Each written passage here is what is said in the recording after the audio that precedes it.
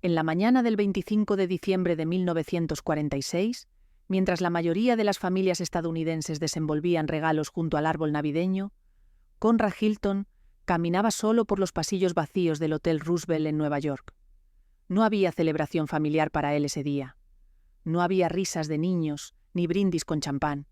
Solo había números, balances y una obsesión que consumía cada minuto de su existencia. Construir el imperio hotelero más grande que el mundo hubiera visto jamás. Sus manos temblaban ligeramente mientras sostenía una taza de café frío. No por el cansancio, sino por la adrenalina pura que corría por sus venas cada vez que pensaba en su próximo movimiento.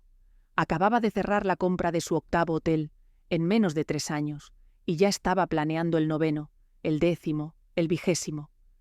Para Conrad, cada hotel no era simplemente un edificio. Era un territorio conquistado, una bandera clavada en el mapa de su ambición infinita.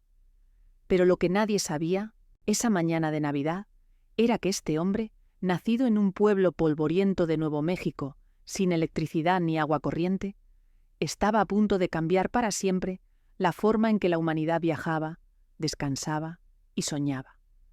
Por cierto, si te apasionan estas historias de poder, dinero y legado, aquí descubrirás documentales sobre imperios familiares, fortunas ocultas y los secretos que marcaron el rumbo del mundo. Suscríbete y cada semana exploraremos juntos cómo el dinero construyó y destruyó grandes dinastías. Volvamos al tema.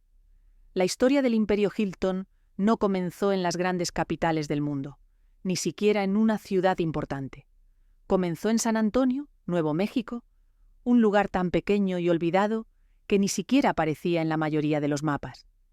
Era el año 1887 y Augustus Halvorsen Hilton, un inmigrante noruego que había americanizado su apellido, regentaba una tienda general en ese pueblo del desierto, donde el viento arrastraba tierra roja y las oportunidades parecían tan escasas como el agua.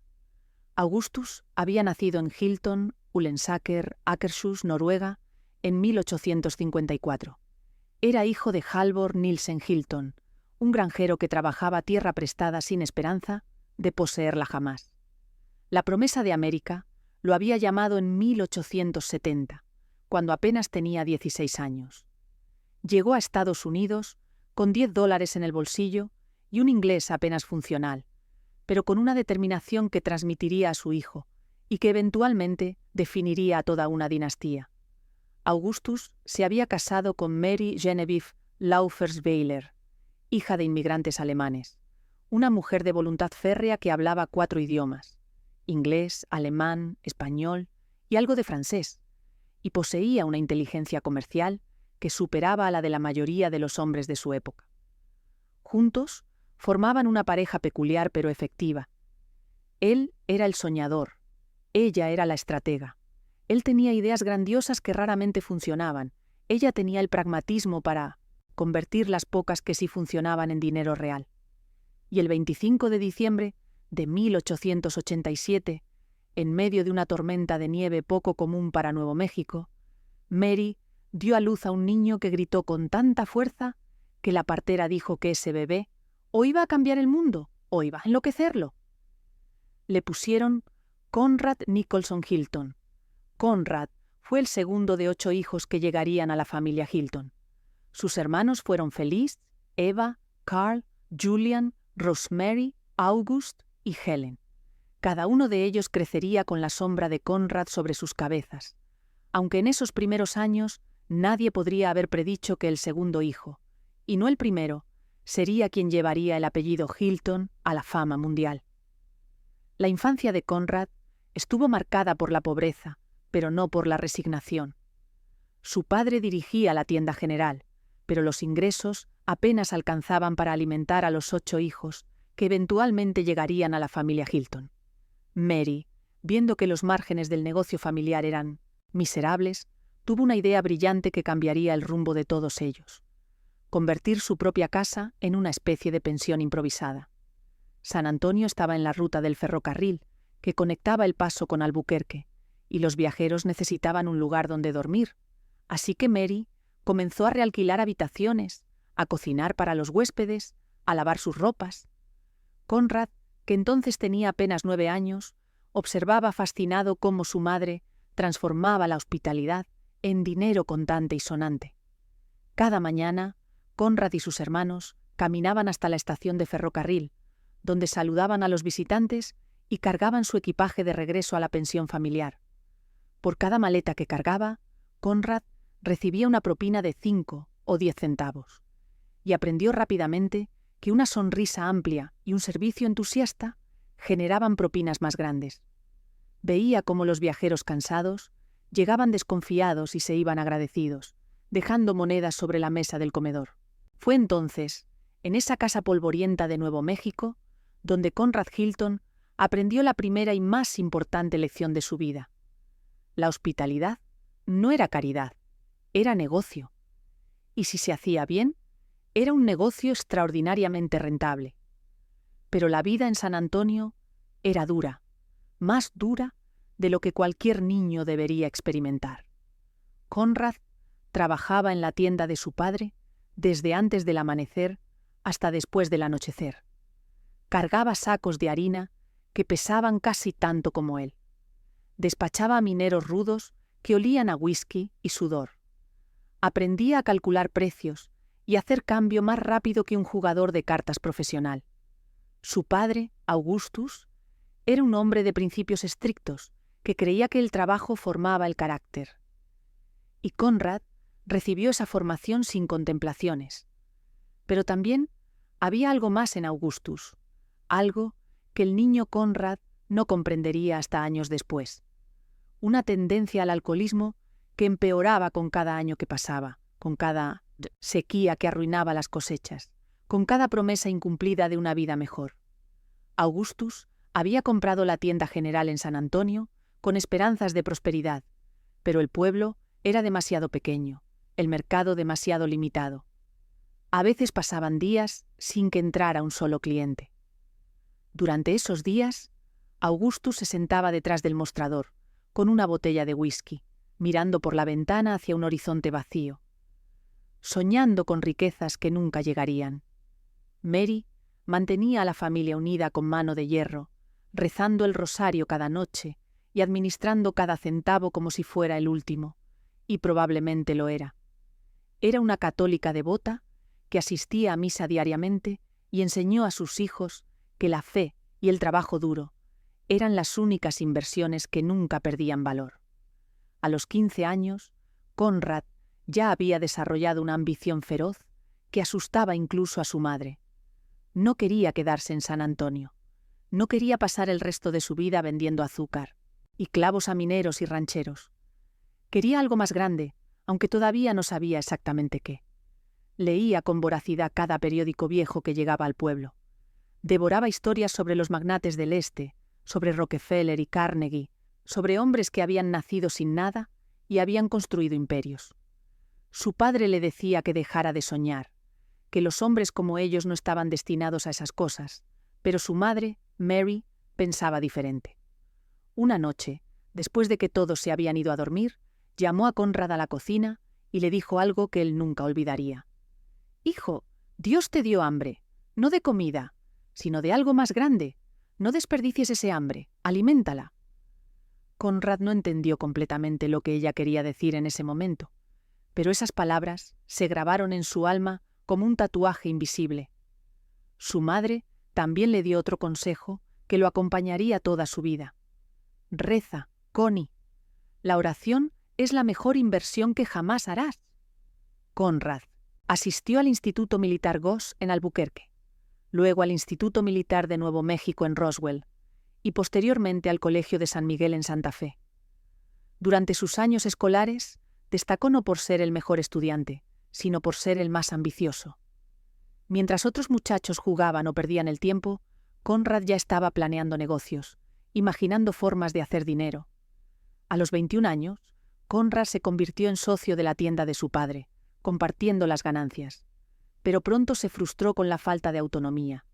Quería tomar decisiones más audaces, hacer inversiones más arriesgadas, pero su padre, conservador y cansado, se oponía a cada innovación.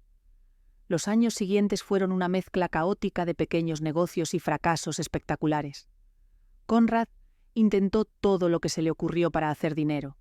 Vendió periódicos, trabajó como cajero en el banco local, incluso intentó cultivar patatas en un terreno que su padre había comprado con optimismo irracional.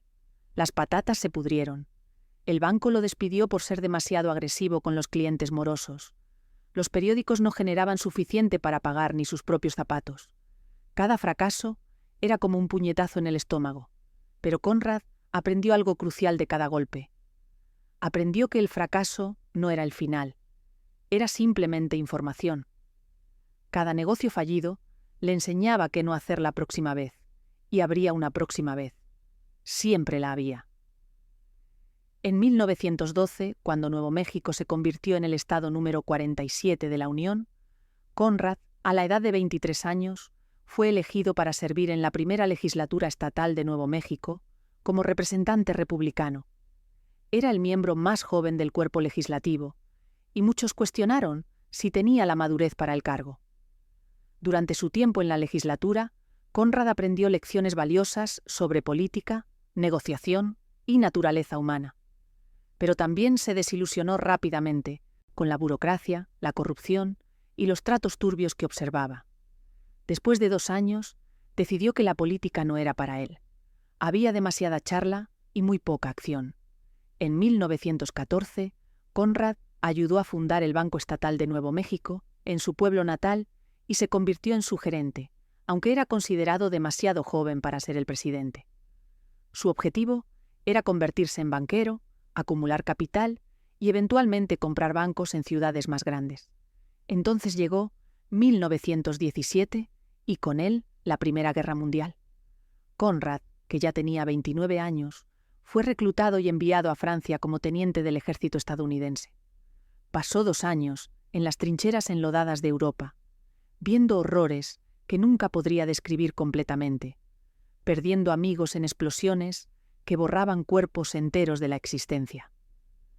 Pero incluso, en medio del infierno de la guerra, Conrad encontraba tiempo para pensar en negocios. Sus superiores, reconociendo sus talentos empresariales y su experiencia en el comercio, lo asignaron al cuerpo de intendencia estacionado en París. En lugar de luchar en el frente, Conrad pasó gran parte de su servicio en la capital francesa, explorando cafés y cabarines famosos, perfeccionando sus habilidades sociales y de baile. Fue en París donde Conrad realizó que, lejos de Nuevo México, había un mundo vasto por conquistar. Jugaba póker con otros soldados y les ganaba sus pagas. Compraba cigarrillos en la cantina militar y los revendía a precio inflado a los que estaban desesperados. Incluso en las trincheras, incluso cuando las bombas caían tan cerca que podía sentir el calor en su cara, Conrad Hilton estaba haciendo dinero. Sus compañeros lo llamaban loco. Él los llamaba perdedores. Cuando la guerra terminó en 1918, Conrad regresó a Nuevo México con algo de dinero ahorrado y una determinación renovada, pero lo que encontró al volver lo devastó. Su padre Augustus había muerto durante su ausencia. Irónicamente, Augustus había sido víctima de su propio éxito. Se había convertido en el propietario del primer automóvil en San Antonio y murió en un accidente automovilístico, perdiendo el control del vehículo que tanto lo había enorgullecido. El alcohol había ganado finalmente la batalla que libraba desde hacía décadas, debilitando sus reflejos y su juicio.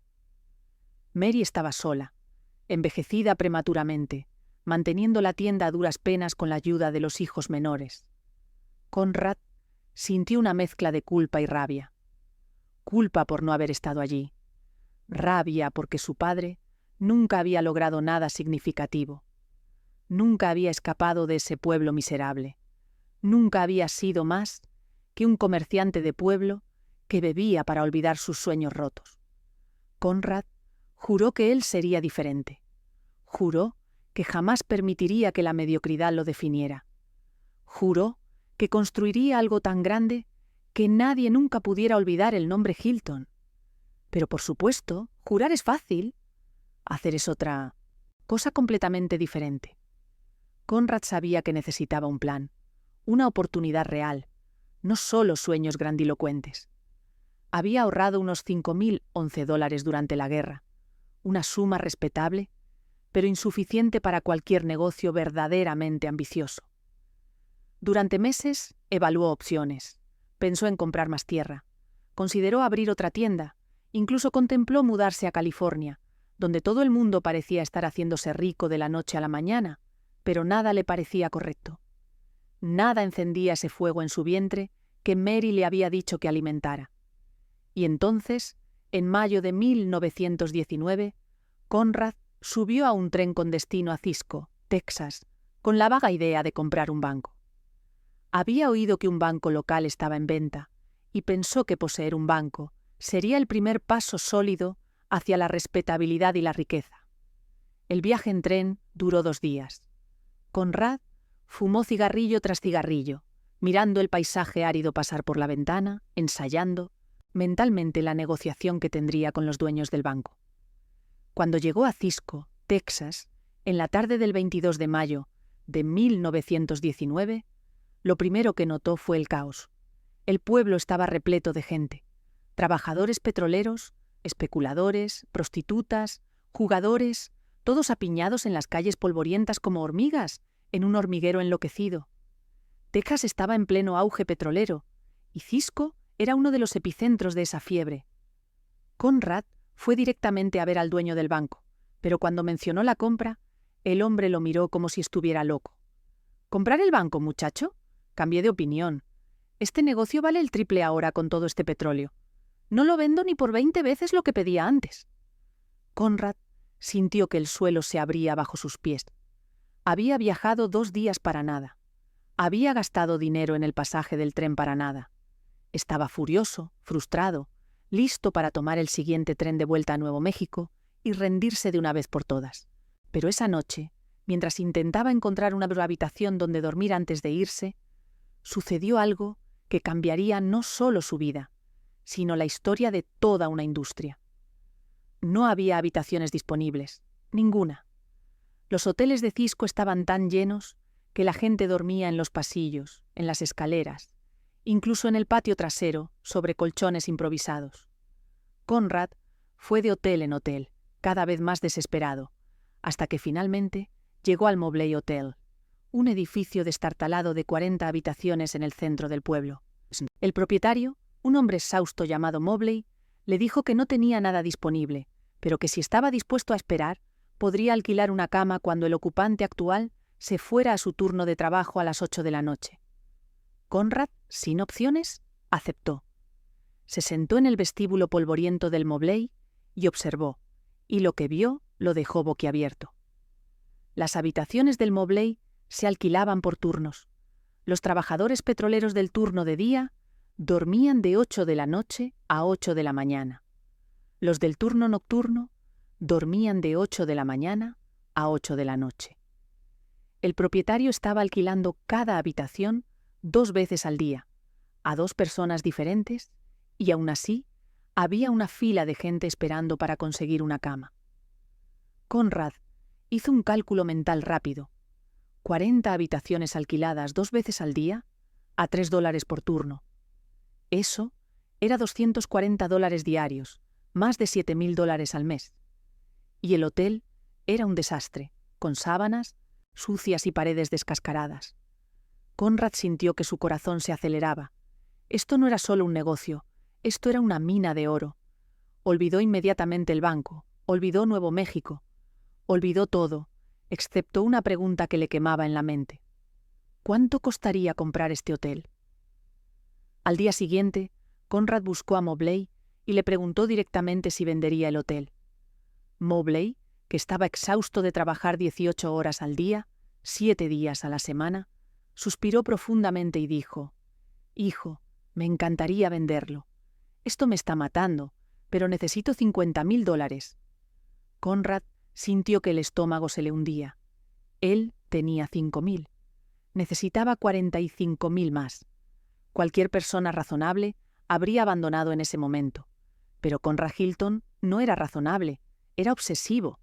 Le pidió a Mobley que le diera 2 semanas, solo 2 semanas, y dijo que volvería con el dinero. Mobley se rió.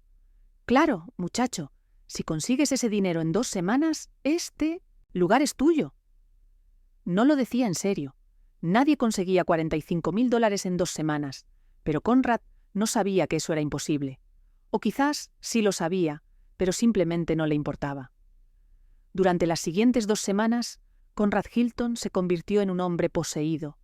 Envió telegramas a todos los conocidos que tenía, a viejos amigos del ejército, a clientes del banco donde había trabajado, a cualquier persona que pudiera tener, aunque fuera un centavo para invertir.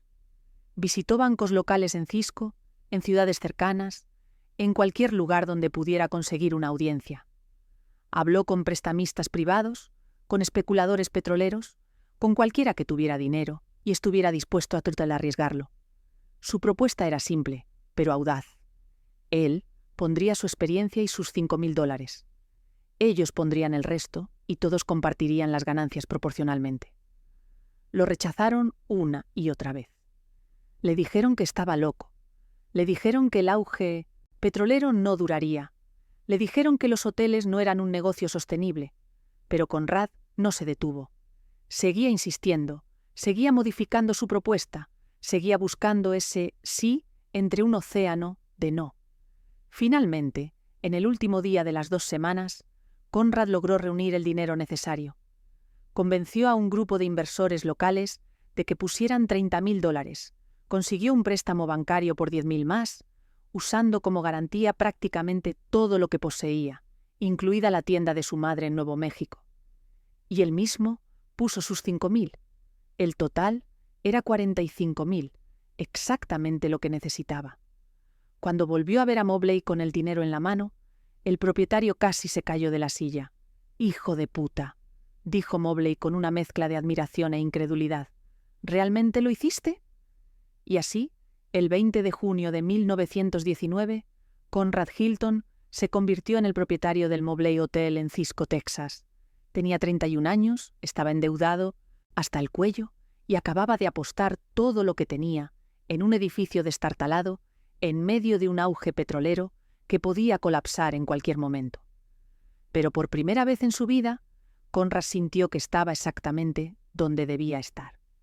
Este hotel, que él llamaría más tarde su primer amor, sería el inicio de todo. Los primeros meses fueron brutales. Conrad trabajaba 20 horas al día todos los días. Él mismo limpiaba habitaciones, lavaba sábanas, reparaba cañerías rotas, cobraba a los huéspedes, resolvía peleas entre trabajadores borrachos.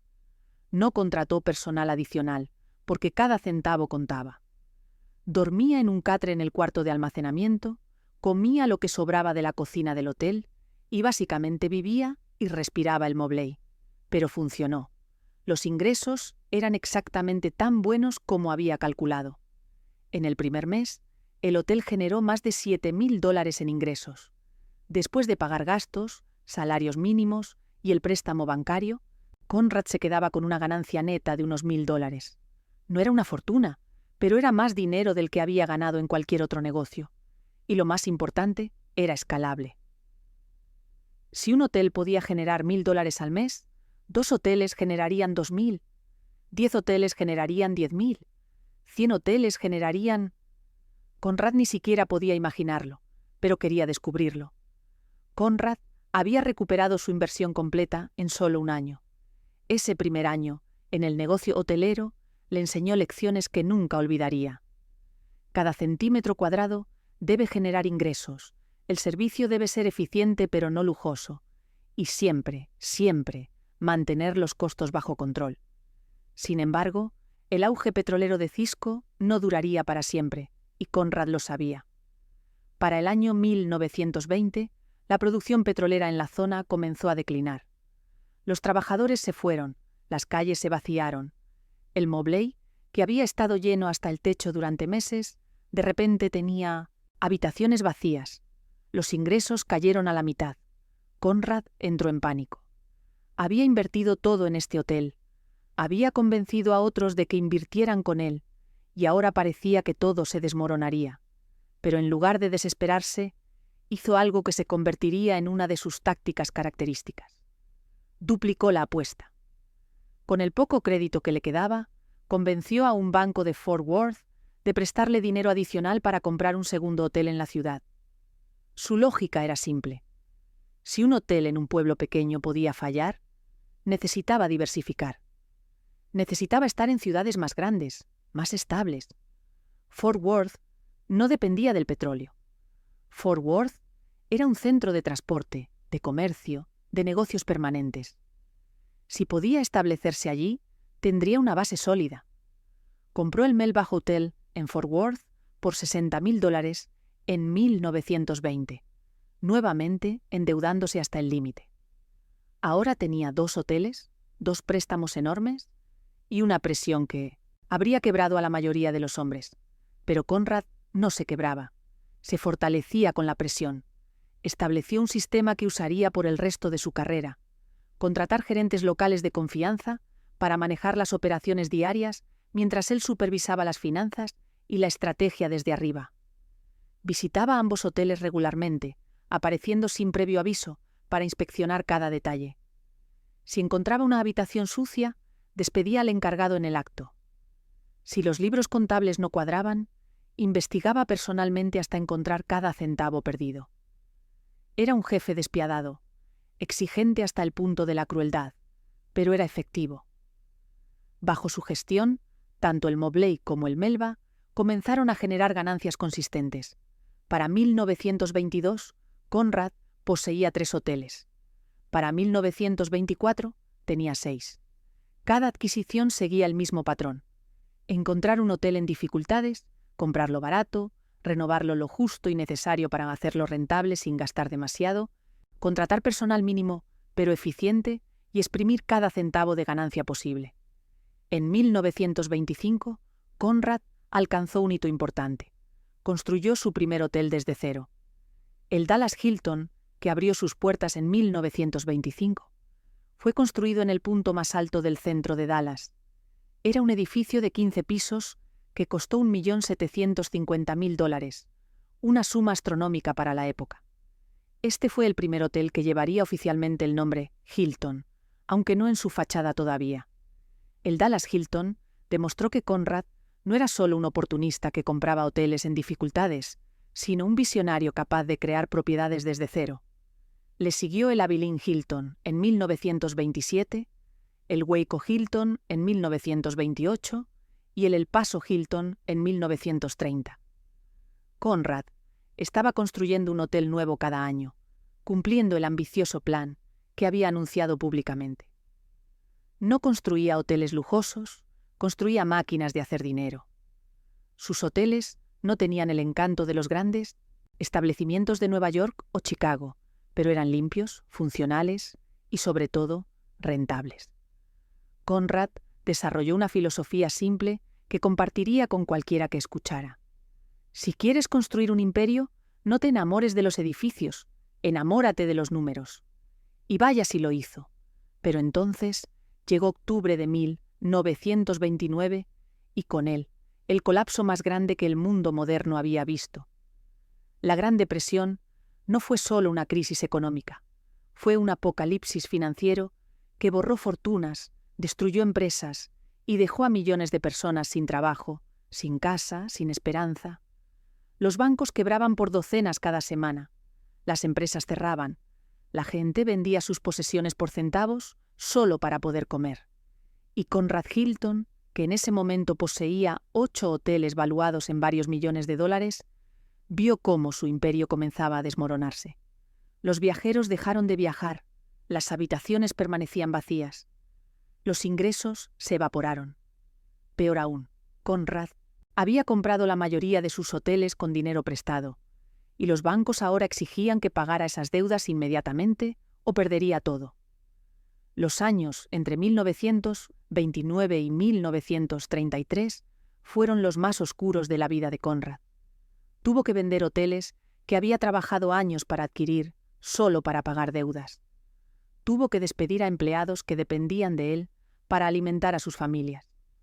Tuvo que pedirle dinero prestado a su madre, que apenas tenía suficiente para ella misma.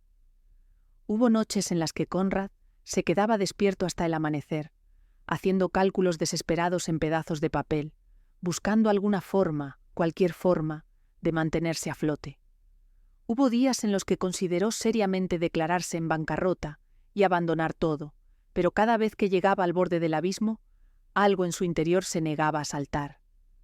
Tal vez era orgullo, tal vez era terquedad, tal vez era ese hambre que su madre le había dicho que alimentara. Lo que fuera, lo mantuvo luchando. Y cada vez que sentía que iba a rendirse, recordaba el consejo de su madre. Algunos hombres saltan por las ventanas, algunos se rinden, algunos van a la iglesia. Reza, Connie, es la mejor inversión que jamás harás. En 1933, Conrad tocó fondo. Debía más de $500,000 a varios bancos. Solo le quedaban 2 hoteles, y ambos operaban con pérdidas. No tenía efectivo, no tenía crédito, no tenía opciones. Una mañana de agosto, sentado en la habitación vacía de uno de sus hoteles, Conrad escribió una carta a su madre. En ella, admitía que había fracasado, que había perdido todo, que no sabía qué hacer a continuación, pero nunca envió esa carta. La encontraron décadas después entre sus papeles personales, arrugada y manchada de lágrimas. En lugar de rendirse, Conrad hizo algo que nadie esperaba. Fue a ver a sus acreedores, los bancos que querían quitarle todo, y les propuso un trato. Les dijo que si le daban tiempo, él no solo pagaría todo lo que debía, sino que convertiría esos hoteles en ruinas en negocios rentables nuevamente. Les mostró proyecciones, planes detallados, argumentos financieros sólidos. Los banqueros pensaron que estaba loco, pero también sabían que si lo forzaban a la bancarrota, ellos tampoco recuperarían su dinero. Así que, increíblemente, aceptaron. Le dieron una prórroga, le dieron una oportunidad más. Conrad usó esa oportunidad como un hombre poseído. Redujo costos hasta el hueso, renegoció cada contrato, cada salario, cada gasto. Implementó innovaciones que parecían locas, pero funcionaban. Por ejemplo, eliminó los restaurantes de sus hoteles porque no eran rentables, y en su lugar instaló máquinas expendedoras de bocadillos. Redujo el personal de limpieza a la mitad y aumentó la carga de trabajo de los que quedaban. Convertía habitaciones grandes en habitaciones más pequeñas para poder alquilar más espacios. Cada cambio era una microjustificación en la búsqueda desesperada de rentabilidad y lentamente, dolorosamente, comenzó a funcionar. Para 1935, sus 2 hoteles estaban generando ganancias modestas. Para 1937, había pagado suficiente deuda como para recuperar algo de crédito. Crucialmente, Conrad también había comenzado a generar ingresos de arrendamientos petroleros en tierras que había adquirido años antes, y estos ingresos adicionales le ayudaron a pagar sus deudas más rápidamente. Para 1938, Conrad estaba listo para expandirse nuevamente. Compró su primer hotel fuera de Texas, el Sir Francis Drake en San Francisco, que había costado $4 millones construir. Lo compró por solo $275,000. Era una ganga absoluta, el tipo de oportunidad que solo aparece después de crisis económicas devastadoras. Y para 1939, Conrad Hilton estaba listo para comenzar de nuevo. La Segunda Guerra Mundial, que comenzó en Europa en 1939 y eventualmente arrastró a Estados Unidos en 1941, fue paradójicamente una bendición para el negocio hotelero de Conrad. Los militares necesitaban alojar a miles de soldados en tránsito. El gobierno necesitaba habitaciones para funcionarios y contratistas. De repente, la demanda de alojamiento se disparó. Conrad, que había aprendido de sus errores durante la depresión, esta vez no se sobreendeudó. Compró hoteles solo cuando tenía el efectivo para hacerlo o cuando los términos del préstamo eran extremadamente favorables.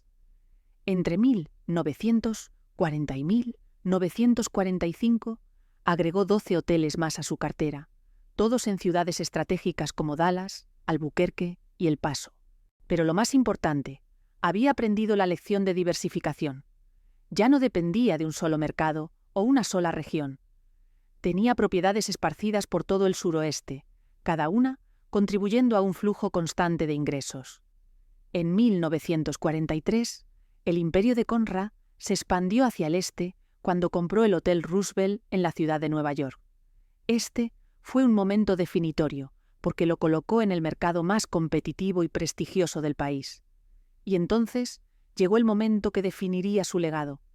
En 1945, mientras la guerra llegaba a su fin, Conrad escuchó que el icónico Hotel Stevens en Chicago estaba en venta. El Stevens no era un hotel cualquiera, era el hotel más grande del mundo en ese momento, con 3.000 habitaciones y un símbolo de grandeza y prestigio. Pero la guerra había sido dura para el Stevens. Estaba parcialmente vacío, mal administrado, perdiendo dinero a raudales. Los dueños querían venderlo rápidamente. El precio pedido era de $19 millones, una suma astronómica. Conrad, que había trabajado toda su vida para llegar a este momento, sabía que comprar el Stevens lo catapultaría de propietario regional a magnate nacional, pero también sabía que era un riesgo enorme. Si fallaba, lo perdería todo nuevamente, y esta vez no habría recuperación. Conrad pasó 3 meses analizando cada aspecto del Hotel Stevens. Revisó cada libro contable, inspeccionó cada habitación, entrevistó a cada empleado clave, contrató consultores para evaluar el mercado hotelero de Chicago, hizo proyecciones financieras para los próximos 10 años y al final llegó a una conclusión. El Stevens podía ser rentable, pero solo si se gestionaba con la eficiencia brutal que él había perfeccionado durante décadas.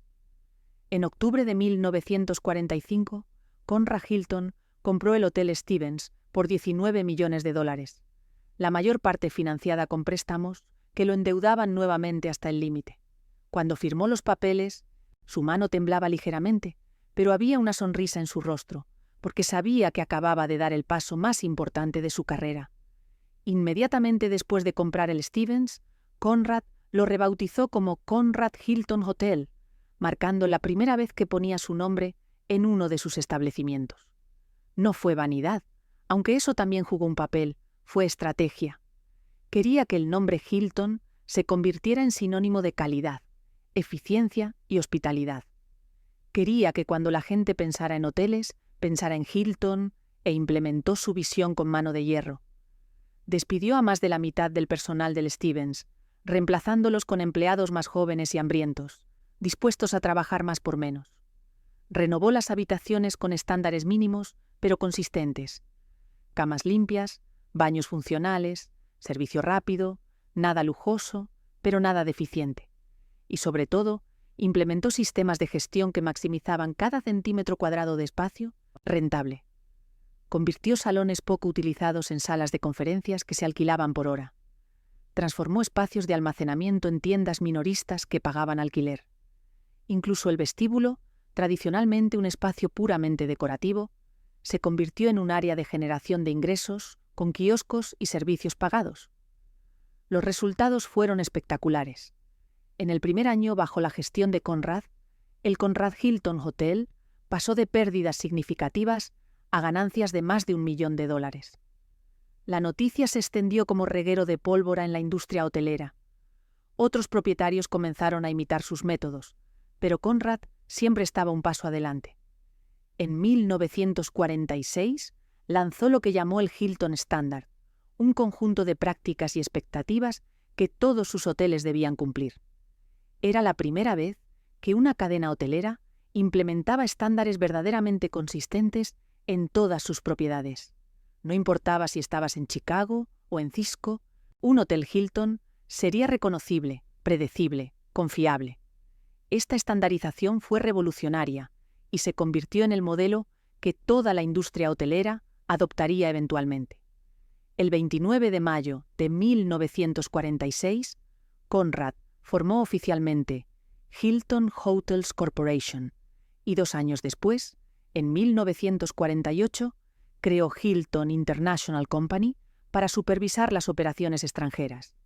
En 1947, Hilton Hotels Corporation se convirtió en la primera cadena hotelera en cotizar en la Bolsa de Valores de Nueva York, dando a Conrad acceso a capital prácticamente ilimitado para futuras expansiones. Pero Conrad no estaba satisfecho con dominar Estados Unidos. Quería el mundo. Por cierto, si te interesa entender cómo nacieron las grandes fortunas, los imperios empresariales y las familias que dominaron la historia, en este canal, cada semana, te esperan historias reales que mezclan ambición, poder y destino. Suscríbete y descubre los secretos que cambiaron el curso del mundo. Retomemos desde aquí. En 1947, durante un viaje de negocios a San Juan, Puerto Rico, tuvo una epifanía. Puerto Rico y por extensión América Latina eran mercados completamente sin explotar para hoteles de estilo estadounidense. Había una clase media creciente, un aumento en los viajes de negocios y una fascinación general por todo lo americano. Conrad vio una oportunidad de oro, pero había un problema. La construcción de hoteles en el extranjero requería cantidades masivas de capital, mucho más de lo que él tenía disponible, incluso con todo su éxito reciente. La solución había sido hacer pública su compañía, y ahora tenía los recursos para expandirse globalmente. En 1949 abrió el Caribe Hilton en San Juan, el primer hotel de una cadena estadounidense en territorio extranjero. Fue un éxito instantáneo, atrayendo turistas ricos de Estados Unidos que querían experimentar el Caribe con las comodidades del hogar. El modelo funcionó tan bien que Conrad inmediatamente planeó repetirlo en otros países. Para 1950 había hoteles Hilton en construcción o planeados en Cuba, Venezuela, México y más allá. Pero la visión de Conrad iba más allá de simplemente tener hoteles en diferentes países. Él veía sus hoteles como embajadores de la cultura y los valores estadounidenses. Durante la Guerra Fría, cuando Estados Unidos y la Unión Soviética competían por influencia global, Conrad posicionó sus hoteles como bastiones del capitalismo y la libre empresa. Conrad llegó a declarar públicamente que sus hoteles internacionales eran pequeñas Américas que difundían los valores estadounidenses por todo el mundo. Esta visión casi misionera de su negocio resonaba fuertemente con el gobierno estadounidense, que a menudo facilitaba sus expansiones internacionales. En 1952 abrió el Castellana Hilton en Madrid, el primer hotel de lujo en España después de décadas de aislamiento bajo Franco. En 1955 abrió el Istanbul Hilton, introduciendo estándares occidentales en Minortis, Turquía.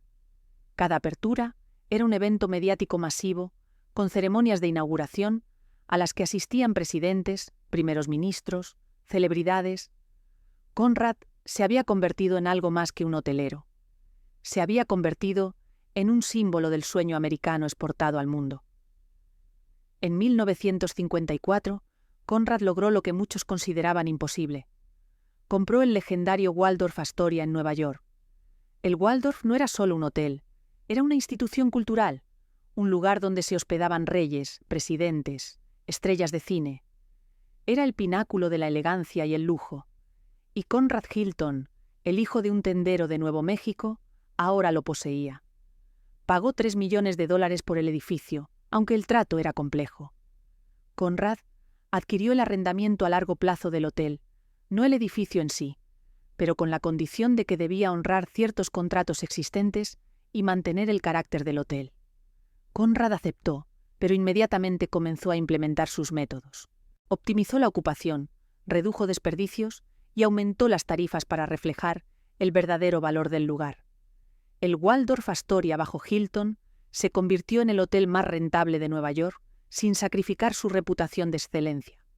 Conrad eventualmente estableció su residencia personal en una suite del Waldorf, viviendo en el piso 31 del hotel más famoso que poseía. Ese mismo año, 1954, Conrad realizó la adquisición más grande de su carrera. Compró la cadena Staller Hotels por $111 millones, la mayor transacción inmobiliaria en la historia hasta ese momento. La compra añadió 8 hoteles prestigiosos a su cartera, incluidos el Pennsylvania Hotel en Nueva York y el Buck Cadillac en Detroit. Sin embargo, la adquisición no estuvo exenta de controversia. El Departamento de Justicia de Estados Unidos presentó una demanda alegando violación de la ley antimonopolio Clayton, argumentando que la compra de Staller le daría a Hilton un control demasiado dominante del mercado hotelero. El caso se prolongó durante años, pero eventualmente se resolvió a favor de Hilton. Para finales de los años 50, Conrad poseía o controlaba 188 hoteles en 38 ciudades estadounidenses y 54 hoteles en el extranjero. Su imperio se había expandido a ciudades en todos los continentes excepto la Antártida. Pero el éxito profesional de Conrad contrastaba dramáticamente con sus fracasos personales. Se había casado en 1925 con Mary Adelaide Barron, una joven de Owensboro, Kentucky, de una familia respetable. Tuvieron 3 hijos: Conrad Nicholson Hilton Jr., conocido como Nicky, nacido en 1926; William Barron Hilton, nacido en 1927; y Eric Michael Hilton, nacido en 1933. Pero el matrimonio fue un desastre desde el principio. Conrad trabajaba obsesivamente, pasaba semanas o meses viajando entre sus hoteles y cuando estaba en casa solo podía hablar de negocios. Mary lo acusaba de amar más sus hoteles que a su familia. Tenía razón. La dedicación de Conrad al negocio hotelero le costó su matrimonio. Conrad y Mary se divorciaron en 1934, en plena Gran Depresión, después de 9 años de matrimonio. La separación dejó a Conrad amargado y a sus hijos confundidos, creciendo sin una presencia paterna consistente. Luego, en 1942, en un arranque de locura a medias, Conrad se casó con Cesa Desa Gabor, la actriz húngara y socialité de 25 años. Conrad tenía 55. Fue un matrimonio mediático, lleno de glamour y fotografías, pero vacío de sustancia. Cesa Desa, acostumbrada a la vida nocturna de Hollywood y las fiestas glamorosas, encontraba a Conrad terriblemente aburrido. Él se iba a la cama a las 9 de la noche para levantarse a las 5 de la mañana. Ella apenas estaba comenzando su noche a las 9. Se divorciaron en 1946, después de que Cesa admitiera públicamente que solo se había casado con él por su dinero y que lo encontraba insoportablemente tedioso. Conrad no se casó nuevamente hasta 1976, cuando tenía 89 años y su primera esposa Mary había fallecido. Su tercer matrimonio fue con Mary Frances Kelly, pero para entonces Conrad era ya un hombre muy mayor y el matrimonio duró solo hasta su muerte 3 años después.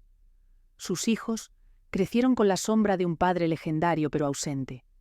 Nicky, el mayor, nunca pudo escapar de las comparaciones con su padre.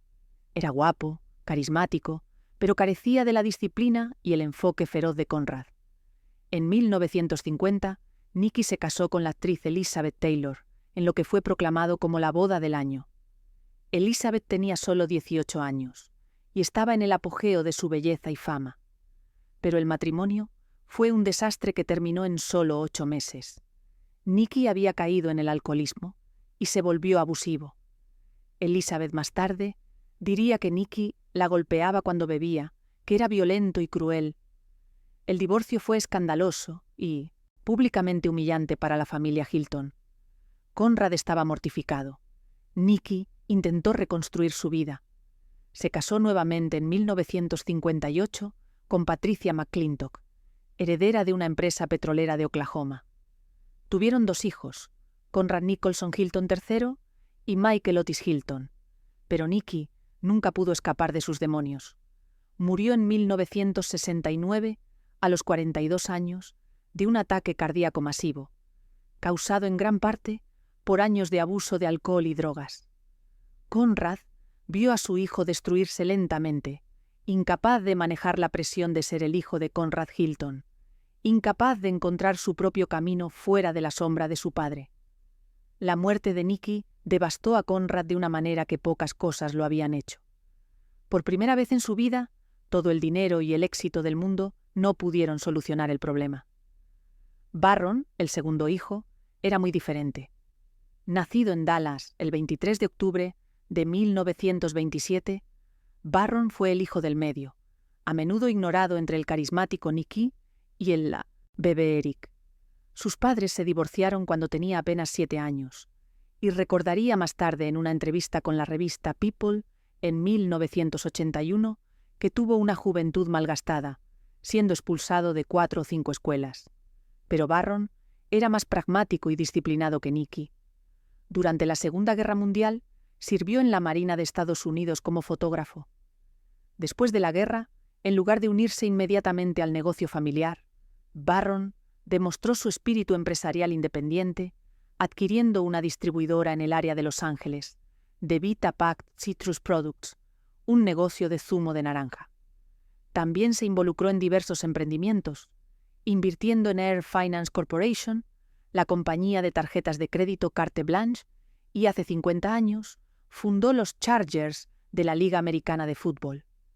En 1959, el empresario texano Lamar Hunt decidió lanzar una liga de fútbol rival después de que la establecida Liga Nacional de Fútbol rechazara sus esfuerzos para iniciar un nuevo equipo en Dallas.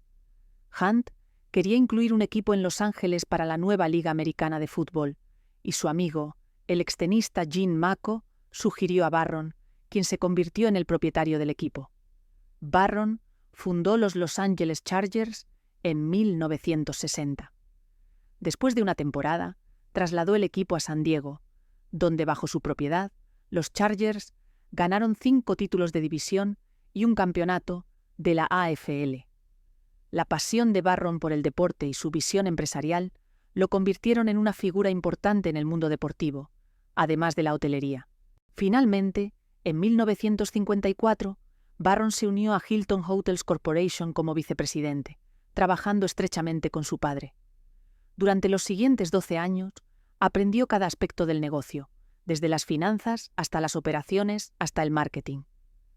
En 1966, cuando Conrad tenía 78 años, finalmente transfirió oficialmente la presidencia y el cargo de director ejecutivo de Hilton Hotels a Barron, aunque mantuvo el título de presidente del consejo y continuó ejerciendo control real sobre las decisiones importantes.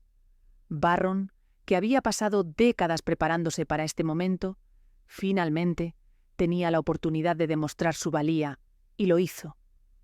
Bajo su liderazgo, la compañía continuó creciendo, expandiéndose a nuevos mercados como Asia y África. Crucialmente, Barron fue instrumental en llevar a Hilton al mercado del juego de Nevada. Compró el Flamingo Hotel y el Las Vegas International, estableciendo a Hilton como un jugador importante en la industria de casinos de Las Vegas. Esta diversificación resultaría enormemente rentable en las décadas siguientes. Barron también introdujo estrategias innovadoras de negocio, incluidos acuerdos de arrendamiento de gestión, que se convirtieron en un modelo en la industria hotelera. Bajo estos acuerdos, Hilton gestionaba hoteles propiedad de otros inversores a cambio de tarifas de gestión, permitiendo una expansión rápida sin requerir grandes inversiones de capital. Pero Conrad nunca pudo soltar completamente las riendas. Incluso en sus 80 años, asistía a reuniones del consejo, cuestionaba cada decisión estratégica y ocasionalmente anulaba las decisiones de Barron si no estaban alineadas con su visión. Esto causaba tensiones constantes entre padre e hijo. Barron quería modernizar la compañía, hacer inversiones en tecnología y marketing que Conrad consideraba frívolas. Conrad quería mantener el enfoque en eficiencia y rentabilidad por encima de todo. Una decisión particularmente controvertida fue la de Barron de vender la división internacional de Hilton en 1964, escindiéndola como una entidad separada. Su razonamiento era que las operaciones internacionales eran demasiado riesgosas y complejas, y que Hilton estaría mejor enfocándose en el mercado estadounidense, donde tenían ventajas competitivas más claras. Esto creó una situación extraña, donde había 2 compañías separadas usando el nombre Hilton. Hilton Hotels Corporation en Estados Unidos y Hilton International operando globalmente. Esta división persistió hasta 2006, cuando finalmente se reunificaron. Finalmente, llegaron a un acuerdo incómodo. Barron gestionaría las operaciones diarias sin interferencia, pero las decisiones estratégicas mayores requerirían la aprobación de Conrad. Era un compromiso que no satisfacía a nadie, pero funcionaba lo suficientemente bien. Eric, el más joven de los 3 hijos, nacido en 1933, se mantuvo alejado del negocio familiar buscando su propio camino. Era el menos público de los 3 hermanos, prefiriendo una vida más privada lejos de los reflectores. En 1944, en medio de su expansión durante la guerra, Conrad fundó la Conrad N. Hilton Foundation con una donación inicial modesta. Su misión, según estableció Conrad, era aliviar el sufrimiento humano en todo el mundo.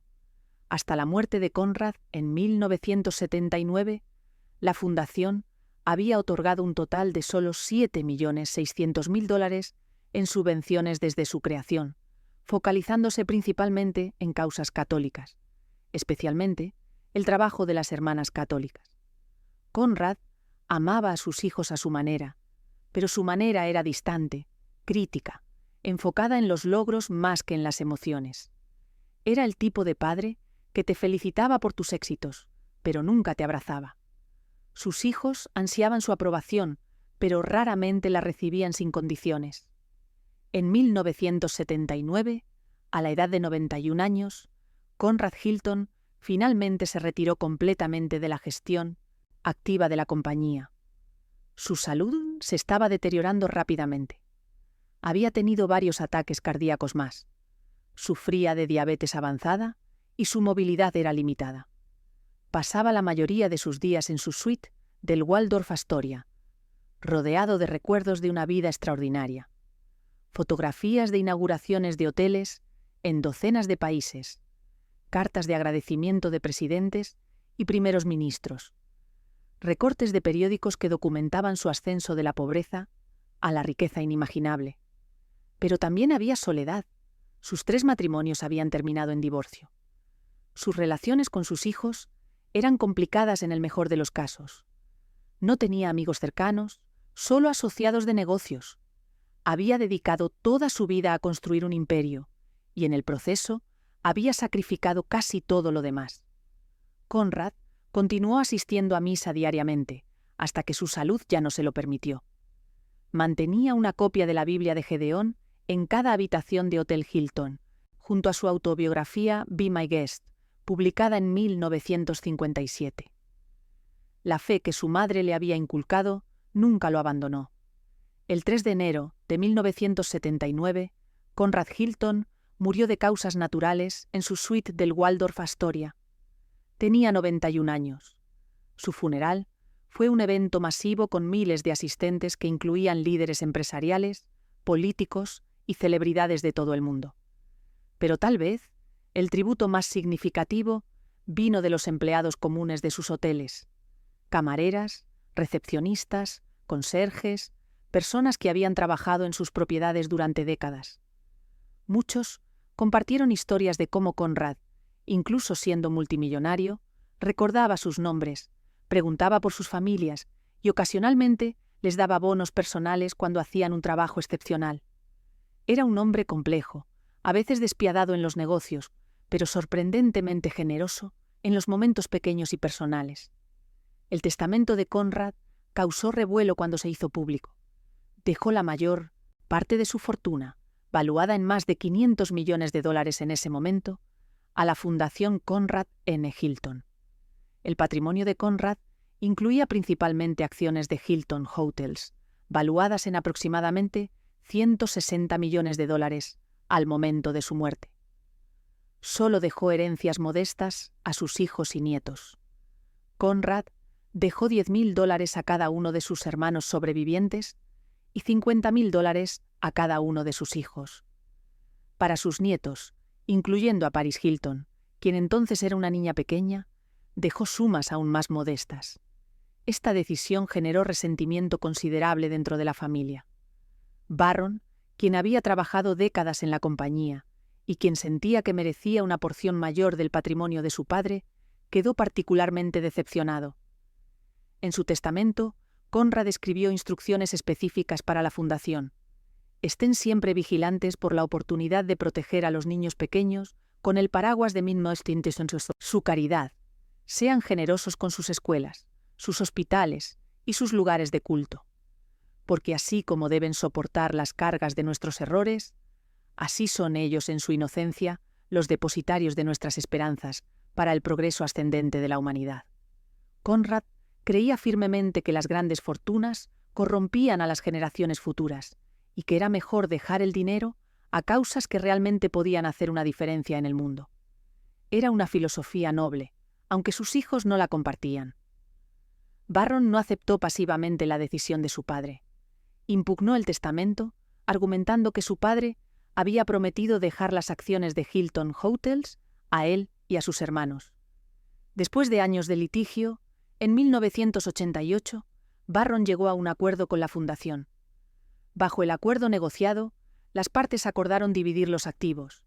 Barron y la familia recibirían acciones de Hilton Hotels, valuadas en aproximadamente $4 millones. La Fundación Conrad N. Hilton recibiría $3.500.000 en acciones, y los 6 millones restantes serían depositados en el W.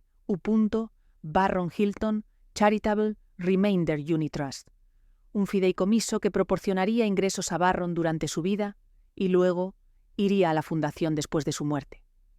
Este arreglo permitió a Barron mantener un control significativo sobre Hilton Hotels, mientras aún honraba parcialmente los deseos filantrópicos de su padre. Después de la muerte de Conrad, Hilton Hotels Corporation continuó prosperando bajo el liderazgo de Barron Hilton. Durante las décadas de los 80 y 90, la compañía se expandió agresivamente, adquiriendo otras cadenas hoteleras y marcas. Compraron Embassy Suites en 1984, una cadena de hoteles de suites que apelaba a viajeros de negocios y familias. Compraron Hampton Inn en 1989, penetrando el segmento de mercado medio. Cada adquisición diversificaba la cartera de Hilton y reducía su dependencia de cualquier segmento único del mercado. Barron sirvió como presidente y director ejecutivo de Hilton Hotels Corporation durante 3 décadas, expandiendo enormemente su crecimiento. En 1979, cuando su padre murió, Barron asumió también el cargo de presidente del consejo. Continuó sirviendo como copresidente junto al director ejecutivo Stephen Bollenbach hasta la venta de la compañía en 2007. Durante el liderazgo de Barron, Hilton Hotels Corporation se convirtió en una potencia verdaderamente global. Para el año 2000, operaba más de 2.000 hoteles en 60 países, empleaba a más de 100.000 personas y generaba ingresos anuales superiores a los $8.000 millones. El imperio que Conrad había comenzado en un hotel destartalado de Texas se había convertido en una de las corporaciones más reconocidas del planeta. Pero el negocio hotelero en el siglo XXI era fundamentalmente diferente del que Conrad había dominado. La tecnología estaba transformando la industria. Las reservaciones línea reemplazaban a los agentes de viajes. Los sitios de reseñas como TripAdvisor daban a los clientes un poder sin precedentes para elogiar o destruir la reputación de un hotel con unos pocos clics. Las plataformas de economía compartida como Airbnb comenzaban a competir directamente con los hoteles tradicionales, ofreciendo alternativas más baratas y a menudo más personales. Hilton tuvo que adaptarse o morir. Invirtieron fuertemente en tecnología, desarrollando aplicaciones móviles que permitían a los huéspedes hacer check-in desde sus teléfonos, elegir sus habitaciones y acceder a sus cuartos sin necesidad de llaves físicas. Modernizaron sus programas de lealtad, ofreciendo puntos y beneficios que competían con las aerolíneas por la atención de los viajeros frecuentes. En 2007, en uno de los mayores acuerdos de la historia hotelera, Hilton Hotels Corporation fue comprada por Blackstone Group, una firma de capital privado, por $26.000 millones. Fue un shock para la industria y para la familia Hilton. Barron Hilton, que todavía era presidente del consejo a los 80 años, supervisó la venta con sentimientos encontrados. Por un lado, era una validación increíble del valor que Conrad había construido. Por otro lado, significaba que la familia Hilton ya no controlaría la compañía que llevaba su nombre. Pero para Barron, la venta también representó una oportunidad filantrópica sin precedentes. El 26 de diciembre de 2007, el día después de Navidad y exactamente 120 años después del nacimiento de Conrad, Barron Hilton hizo un anuncio que conmocionó al mundo de la filantropía.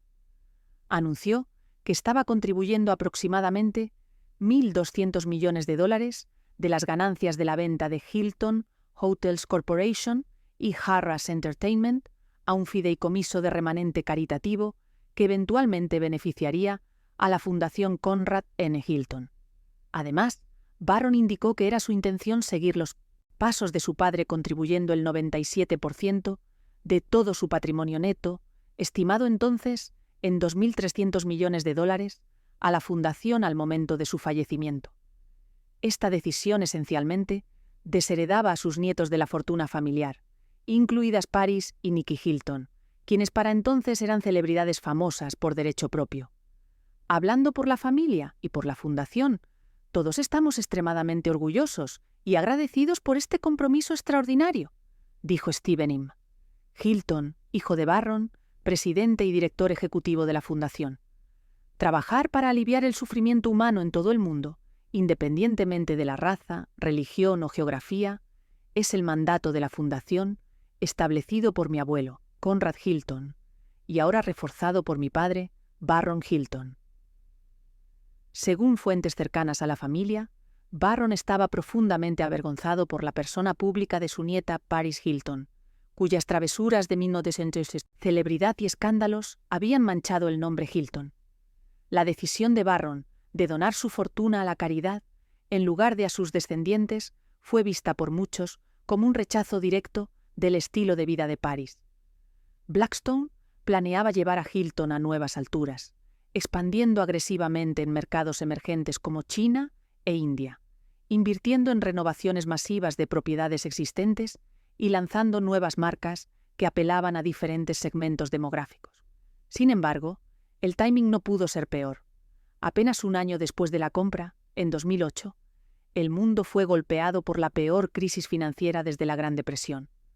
Los bancos colapsaron, el mercado inmobiliario se desplomó, el desempleo se disparó y los viajes, tanto de negocios como de placer, se desplomaron. La ocupación hotelera cayó a mínimos históricos. Los ingresos de Hilton se derrumbaron. Blackstone, que había comprado la compañía con cantidades masivas de deuda, enfrentó una situación desesperada.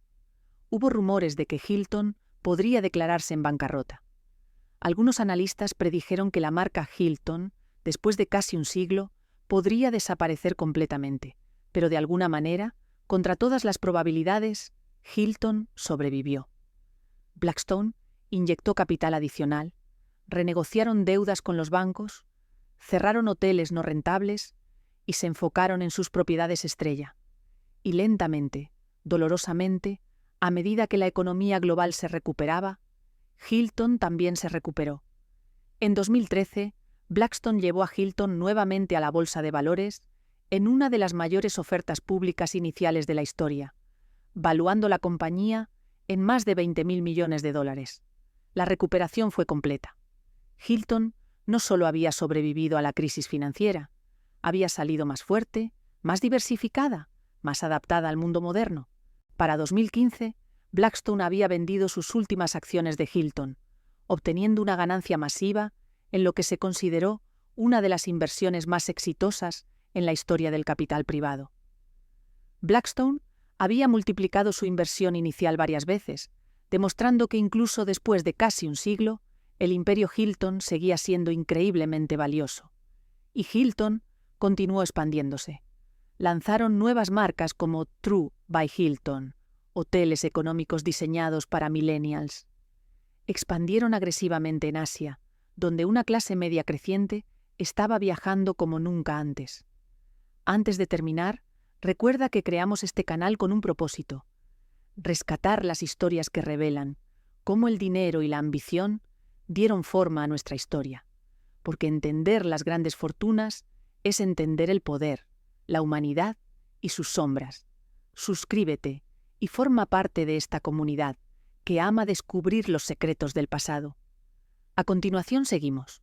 Para 2020, justo antes de la pandemia de COVID-19, Hilton operaba más de 6.000 propiedades en 119 países y territorios, empleaba a más de 450.000 personas y generaba ingresos anuales superiores a los $9.000 millones. Barron Hilton murió el 19 de septiembre de 2019 en su hogar de Los Ángeles, a la edad de 91 años, el mismo tiempo que vivió su padre Conrad. Estaba rodeado de su familia, incluidos sus 8 hijos. Su patrimonio neto, en el momento de su muerte, se estimaba en $4.500 millones. Fiel a su palabra, Barron dejó el 97% de su fortuna a la Fundación Conrad N. Hilton. Este legado, que superó el monto legado por su padre, aumentó el patrimonio de la fundación a lo que ahora es aproximadamente $7.500 millones, convirtiéndola en una de las 20 fundaciones más grandes por activos en Estados Unidos. La familia Hilton lamenta la pérdida de un hombre extraordinario, dijo Stephen M. Hilton, hijo de Barron y presidente del consejo de la fundación. Mi padre fue un esposo amoroso para nuestra madre, Marilyn, un maravilloso modelo a seguir para sus 8 hijos, un amigo leal y generoso, un empresario visionario, líder respetado y deportista apasionado. Vivió una vida de gran aventura y logros excepcionales. Barron dejó a su esposa Marilyn June Hawley, con quien estuvo casado desde 1947 hasta su muerte, en 2004, a los 76 años. Dejó 8 hijos: Stephen, David, Sharon, Hawley, Barron Jr., Richard, Daniel y Eric, 15 nietos y 4 bisnietos.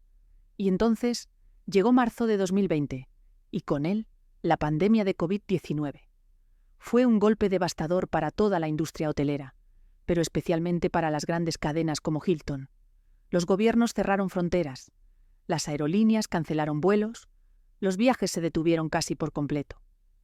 De la noche a la mañana, la ocupación hotelera global cayó a dígitos individuales. Hoteles que habían estado llenos durante décadas ahora estaban completamente vacíos. Hilton tuvo que cerrar temporalmente cientos de propiedades. Despidieron o pusieron en licencia a decenas de miles de empleados.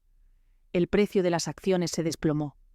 Hubo momentos durante los peores días de la pandemia, en abril y mayo de 2020, cuando parecía que toda la industria hotelera podría colapsar. Pero Hilton, con casi un siglo de experiencia navegando crisis, se adaptó. Implementaron protocolos de limpieza rigurosos bajo el programa Hilton Clean Stay, que se convirtieron en estándares de la industria. Se enfocaron en viajeros esenciales, trabajadores de la salud, trabajadores de servicios, personas que no tenían opción de quedarse en casa. Y cuando las restricciones comenzaron a aliviarse, fueron de las primeras cadenas en reabrir con confianza.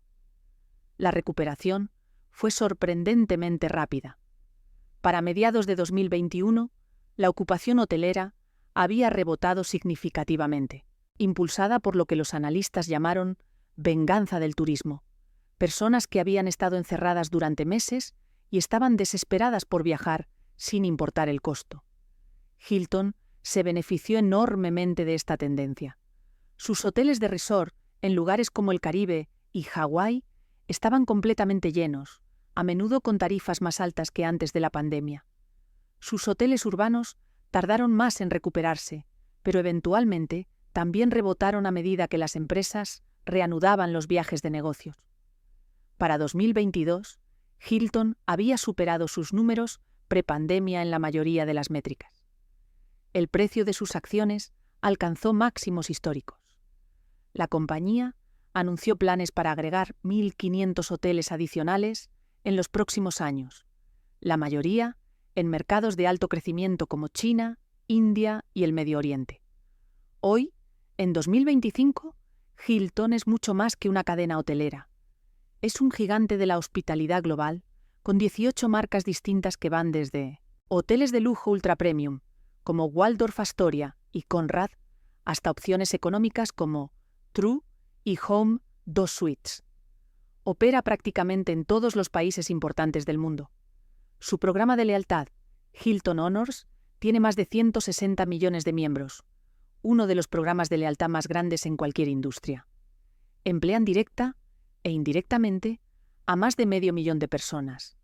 Su impacto económico es difícil de cuantificar, pero se estima que los hoteles Hilton contribuyen con decenas de miles de millones de dólares a las economías locales cada año a través de empleo, turismo y actividad comercial.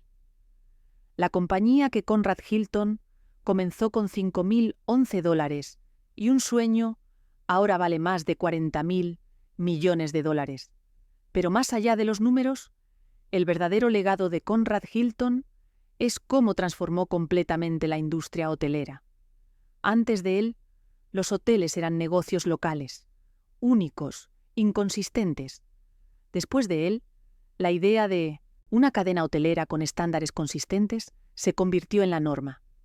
Antes de él, los hoteles en el extranjero raramente atraían a viajeros occidentales porque no ofrecían las comodidades esperadas.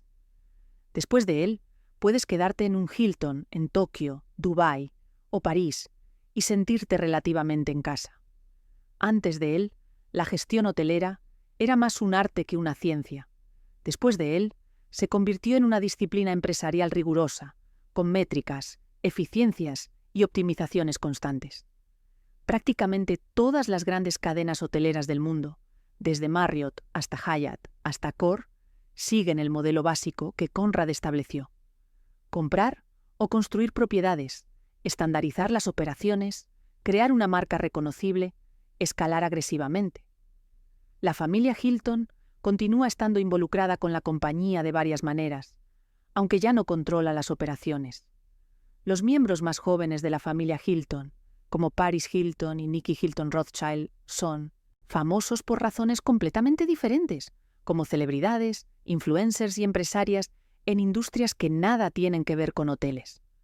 Paris Whitney Hilton, nacida el 17 de febrero de 1981, es la hija mayor de Richard Hilton, hijo de Barron, y Kathy Hilton. Es la bisnieta de Conrad y la nieta de Barron. Creció en una vida de privilegio extremo, dividiendo su tiempo entre una suite en el Waldorf Astoria en Manhattan, una mansión en los Hamptons y otra en Beverly Hills. Paris se hizo famosa inicialmente en los primeros años de la década de 2000 gracias a su persona de chica fiestera y el exitoso reality show The Simple Life, coprotagonizado por Nicole Richie. El programa la convirtió en un ícono de la cultura pop global y ayudó a definir una nueva era de celebridad impulsada por la personalidad, la cobertura de tabloides y la televisión de realidad. Pero lo que muchos no saben es que Paris Hilton es mucho más que una heredera frívola. Es una empresaria astuta que ha construido un imperio comercial valuado en más de $300 millones, completamente separado de la fortuna familiar de los hoteles. Su imperio de fragancias, lanzado en 2004, ha generado más de $2.500 millones en ventas brutas en todo el mundo. Ha lanzado 29 fragancias diferentes, obteniendo aproximadamente del 20 al 30% de esas ganancias. Tiene más de 40 tiendas Paris Hilton en todo el mundo, que venden sus diversos productos, desde perfumes hasta carteras y zapatos. De hecho, algunos han acreditado a Paris por ayudar a popularizar el mercado minorista de Colombia, donde se lanzó su tienda número 44 en 2013. Paris también se convirtió en una de las DJs femeninas mejor pagadas del mundo, ganando hasta $1 millón por set en 2014.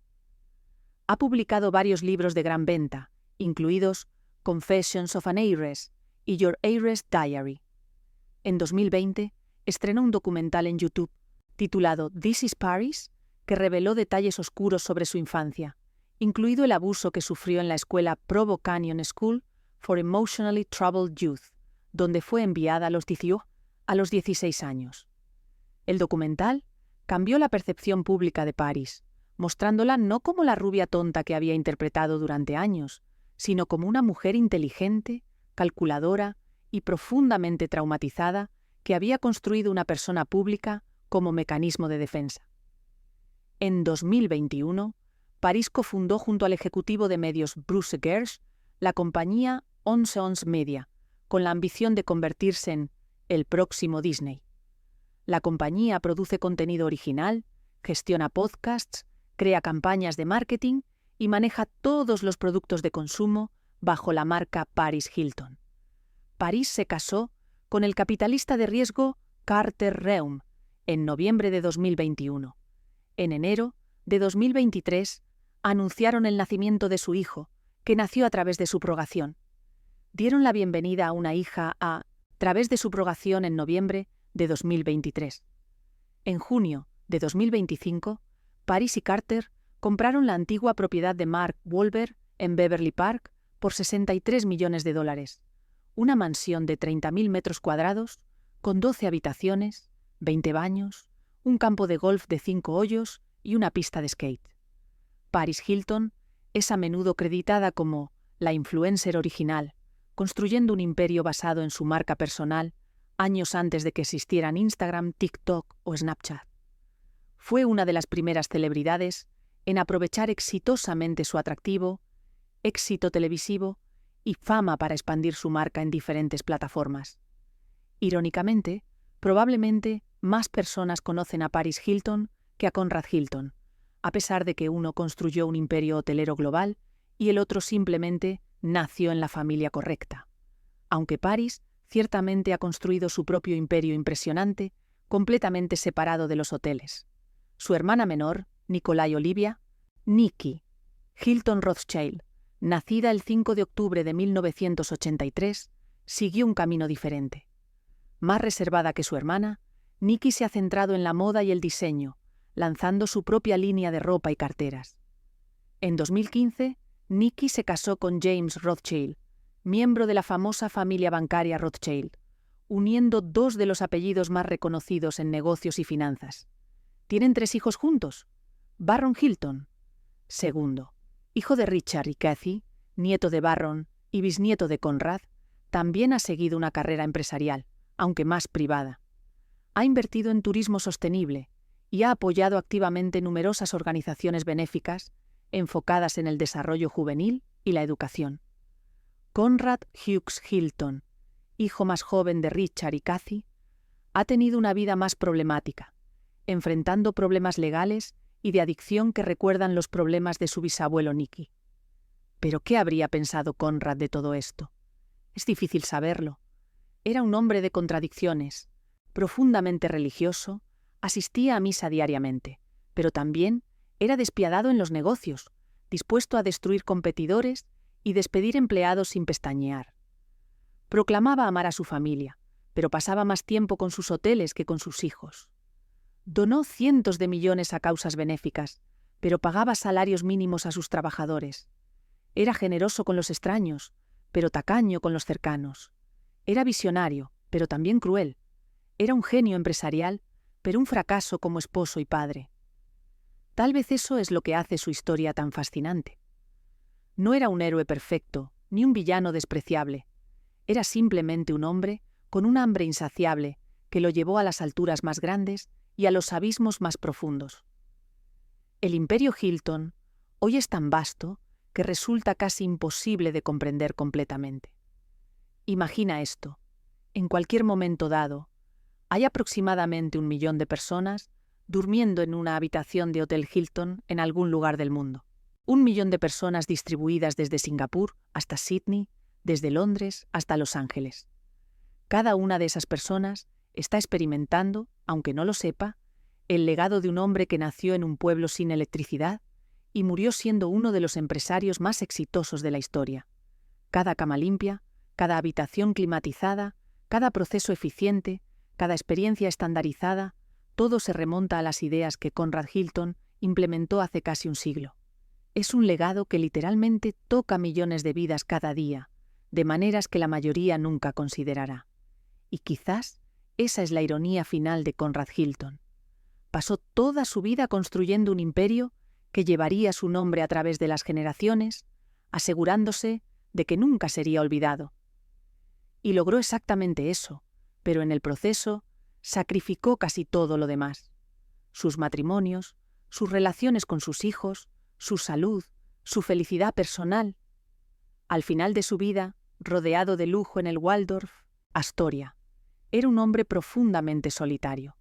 Tenía dinero más allá de toda imaginación, pero no tenía amor. Tenía fama mundial, pero no tenía amigos verdaderos. Tenía todo lo que el éxito material puede comprar, pero nada de lo que el éxito material no puede comprar. ¿Fue un intercambio que valió la pena? Conrad probablemente diría que sí, pero sus hijos, sus exesposas, las personas que amó y perdió en el camino, Probablemente dirían que no. Hoy, cuando te quedas en un Hotel Hilton, estás participando en una historia que comenzó hace más de 100 años en un pueblo polvoriento de Nuevo México. Estás durmiendo en una habitación que existe porque un hombre decidió que el fracaso no era una opción, que la mediocridad era inaceptable, que la ambición sin límites era la única forma de vivir. Estás experimentando el resultado de miles de decisiones, algunas brillantes, algunas despiadadas, todas enfocadas en un objetivo singular: dominar la industria hotelera mundial. Y cuando miras a tu alrededor, cuando ves la limpieza consistente, el servicio eficiente, la comodidad predecible, estás viendo la visión de Conrad Hilton hecha realidad, no perfecta, porque nada humano es perfecto, pero real, tangible, perdurable. El Imperio Hilton no es solo una compañía. Es un monumento a la ambición humana para bien y para mal. Es la prueba de que una persona con suficiente hambre y determinación puede cambiar una industria completa. Es la demostración de que el éxito material es alcanzable si estás dispuesto a sacrificar todo lo demás para conseguirlo.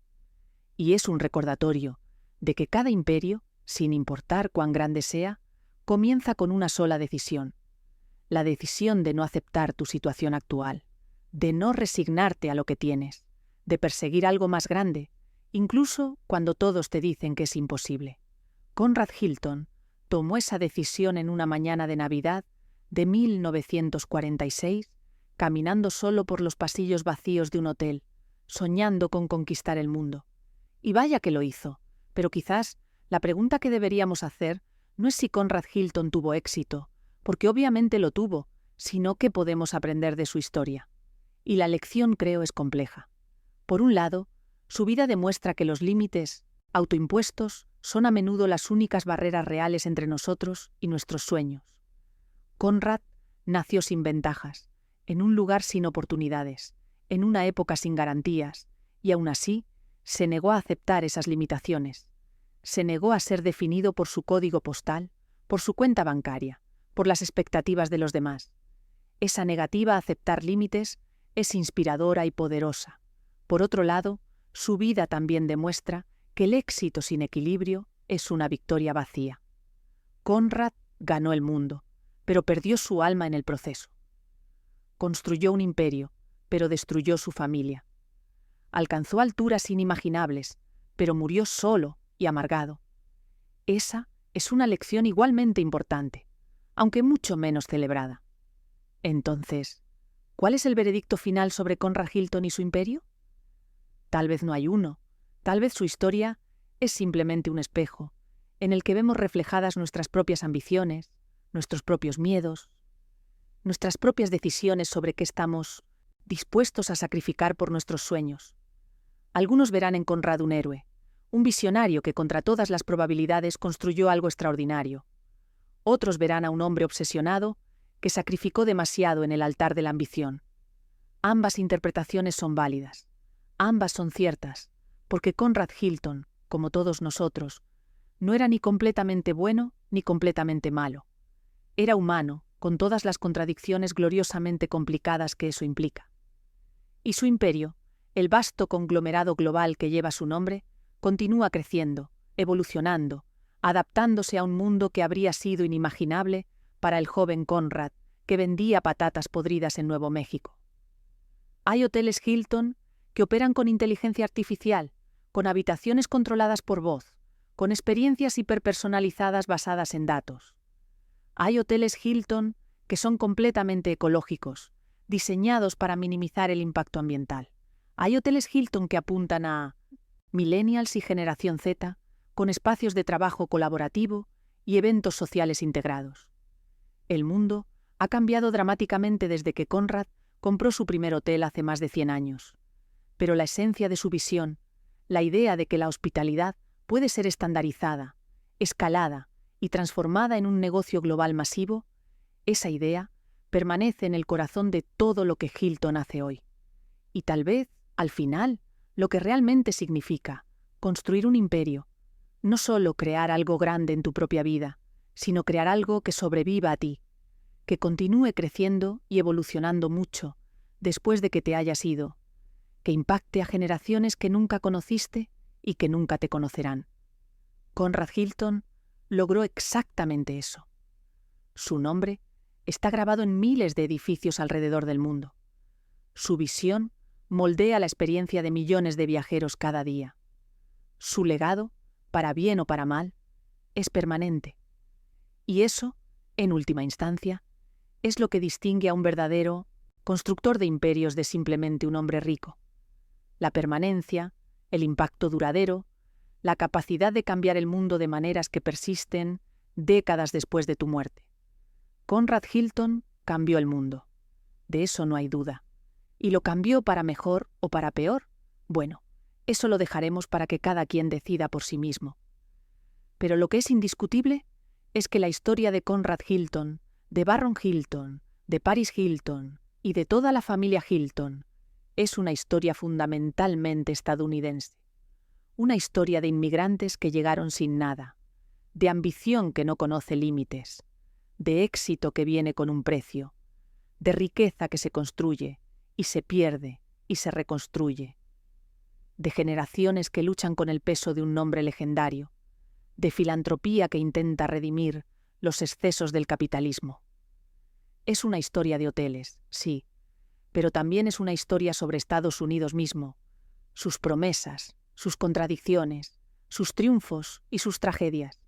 Y mientras los hoteles Hilton continúan dominando horizontes de ciudades en todo el mundo, mientras millones de personas duermen cada noche bajo ese nombre icónico, la historia de cómo comenzó todo, en un pueblo polvoriento de Nuevo México, con un inmigrante noruego, una madre alemana y un niño nacido en Navidad, que se negó a aceptar la mediocridad, esa historia merece ser recordada, celebrada y quizás, lo más importante, comprendida en toda su complejidad humana.